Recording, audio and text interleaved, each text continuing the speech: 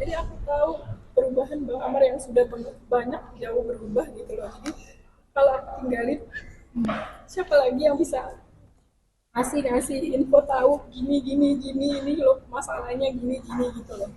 Kan yang masalah saksi, jadi waktu pas saksi tadi Bang Amar bacakan itu udah aku kasih saat Jaya jadi saksi, ya kan? Saya udah kasih ke Om John karena pihak pihak pihak Jaya memang yang WhatsApp duluan. Sebenarnya aku sih nanya, sebenarnya tadinya nggak mau lihat jadi saksi, niatnya nanya karena kan saat di kamar itu ada Bang Amar, ada Jaya, ada Febri. Jadi apa sih sebenarnya yang terjadi? Wajar dong kalau saya mau tahu apa sih yang sebenarnya. Jadi saya cari tahu nomor telepon mereka tapi nggak dapat. Akhirnya dia ngubungin saya lewat salah satu medsos. Ya dia menagih kalau gara-gara kamarnya diperiksa, handphonenya diambil, jadi dia minta ganti katanya. Ya udah, dengan imbalan ganti aku akan, ya tadi kan dengar sendiri lah ya, nggak perlu aku jelasin. Jadi itu sih sebenarnya. Jadi udah, aku nih sudah terlalu dibawa jauh banget sih sama Bang Amar gitu. Tapi ya udahlah, ini kan emang bukti yang harus kita keluarin gitu. Dan oke, tadi kan waktu bicara soal komitmen. Nah, komitmen apa sih? Ya tanya aja, kalau itu aku nggak bisa ngomong, tanya sama Bang Amar aja komitmen apa yang harus dijalani selama mau ngurusin dia. Tadi ada obrolan perihal itu. Oh iya ada pasti. Reaksi Hah? Bang Amar? Ya tadi reaksinya gimana?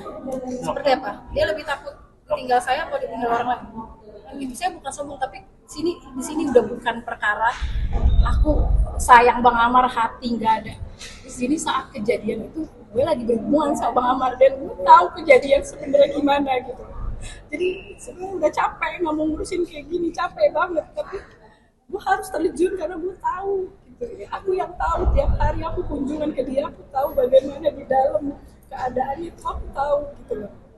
Bagaimana Bang Amar ya udah benar-benar berubah, dikasih lagi barang aku tahu, tapi sayangnya aku nggak bisa jadi saksi karena kan aku tiap hari ngadirin sidang, nggak boleh jadi saksi katanya. Jadi aku tahu perubahan Bang Amar yang sudah banyak jauh berubah gitu loh. Jadi kalau aku tinggalin, siapa lagi yang bisa ngasih info tahu gini ini loh masalahnya gini gitu loh. Oke. Jadi cuma itu capeknya karena ya udah capek lah, kalian juga kan ngikutin Bang Amar tiap minggu pasti ada rasa capeknya gitu. Cuma kalau aku tinggalin, siapa lagi gitu yang mau ngurusin dia kayak gini tuh, siapa? Karena aku yang tahu semuanya kejadiannya Bang Amar gimana sih. Jadi kayak udah capek aja dan kayak alhamdulillah udah selesai, tinggal tunggu putusan, serahin aja semua sama Allah udah. Dok, setelah Adiknya laki-laki, aku juga nggak bisa nyalain adiknya laki-laki punya pekerjaan lain gitu loh. Yang kemarin saat kejadian itu aja kan harus aku yang ketemu sama si pengacara itu gitu, aku siapa emangnya kan gitu ya. Ibu HP Gitu loh. Jadi Selama ini selesai. ya udah, dulu nggak gitu juga, Bu. Nggak gitu juga. Itu juga ini lagi ngomong nggak sopan, Bu. sopan Bu. ya udah segini biar nggak berantem, udah selesai ya. Aku harus ketemu Bang Amar sebentar, oke? Udah ya, oke, thank you. Bu jangan gitu lagi ya, Bu ya, tolong. Jangan dari awal sampai Iya di itu titik kan ini. mentalnya harus dikuatin. Mama aku sudah terlalu banyak dibawa jauh gitu loh. Karena saat itu Bang Amar nggak ada siapa-siapa yang ngurus, sampai pihak pepipin aja tuh aku yang ngurus, adik-adiknya nggak ada yang ngurus gitu. Kadang-kadang adik-adiknya juga sibuk kerja. Itu aku yang terlibat gitu loh. Jadi capek banget gitu loh. Dan aku tahu semuanya gitu loh yang terjadi sebenarnya. Enggak 100% kok Bang Amar bener, enggak gitu.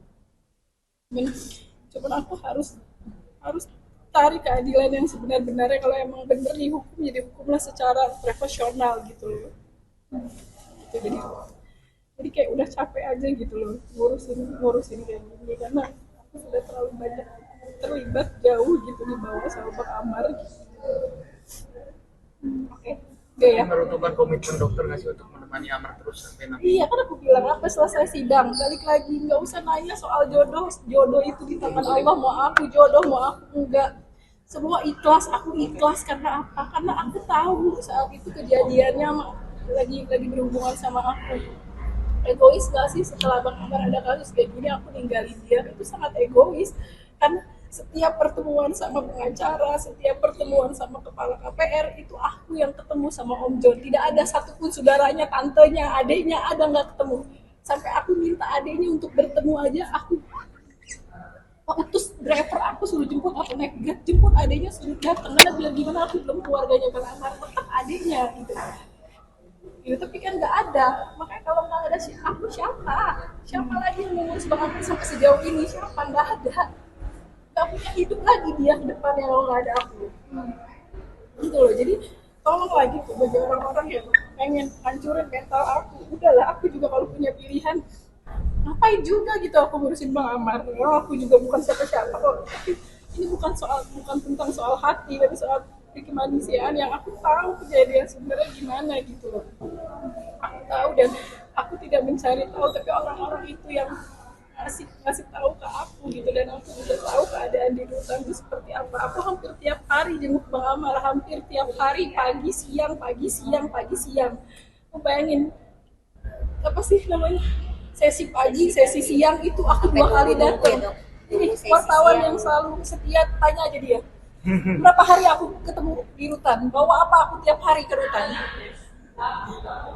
Jadi sangat tahu gitu loh apa kebutuhannya Bang Amar. Jadi untuk yang lainnya udah fokus aja sampai sidangnya Bang Amar selesai. Ini kan udah selesai, kadar Allah saksi nggak datang, ya udah itu dijalani Allah ya kan, nanti tinggal putusan dari JPU itu seperti apa gitu. Kan yang masalah saksi, jadi waktu pas saksi tadi Bang Amar bacakan itu udah aku kasih saat Jaya jadi saksi, ya kan? Saya udah kasih ke Om John karena pihak Jaya memang yang WhatsApp duluan. Sebenarnya aku sih nanya, sebenarnya tadinya nggak mau lihat jadi saksi, niatnya nanya karena kan saat di kamar itu ada Bang Amar, ada Jaya, ada Febri. Jadi apa sih sebenarnya yang terjadi? Wajar dong kalau saya mau tahu apa sih yang sebenarnya terjadi. Saya cari tahu nomor telepon mereka tapi nggak dapat. Akhirnya dia ngubungin saya lewat salah satu medsos, ya dia menagih kalau gara-gara kamarnya diperiksa, handphonenya diambil, jadi dia minta ganti katanya. Ya udah, dengan imbalan ganti aku akan, ya tadi kan dengar sendiri lah ya, nggak perlu aku jelasin. Jadi itu sih sebenarnya, jadi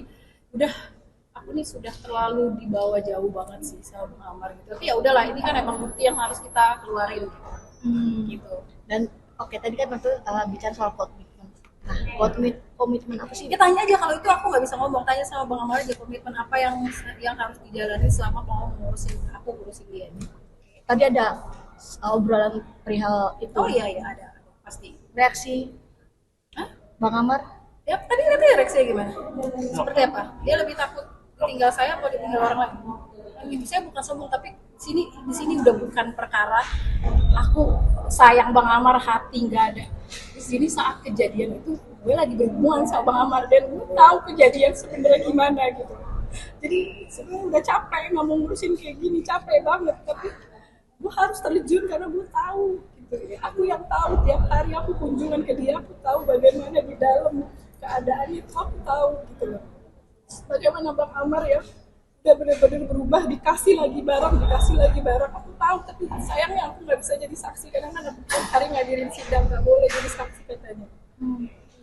Jadi aku tahu perubahan Bang Amar yang sudah banyak, jauh berubah gitu loh. Jadi kalau aku tinggalin, siapa lagi yang bisa ngasih info tahu gini ini loh masalahnya gini gitu loh. Oke. Jadi cuma itu capeknya, karena ya udah capek lah, kalian juga kan ngikutin Bang Amar tiap minggu pasti ada rasa capeknya gitu.